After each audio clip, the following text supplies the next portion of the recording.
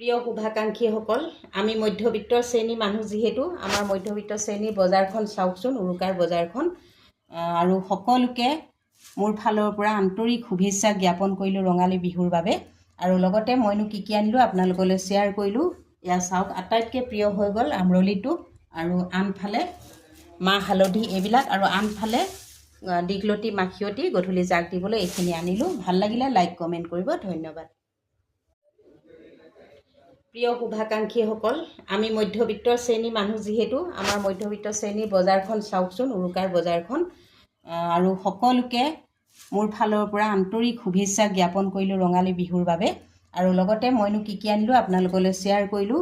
এয়া চাওক, আটাইতকৈ প্ৰিয় হৈ গ'ল আমৰলিটো, আৰু আনফালে মাহ হালধি এইবিলাক, আৰু আনফালে দীঘলতি মাখিয়তী গধূলি জাক দিবলৈ এইখিনি আনিলোঁ। ভাল লাগিলে লাইক কমেণ্ট কৰিব, ধন্যবাদ।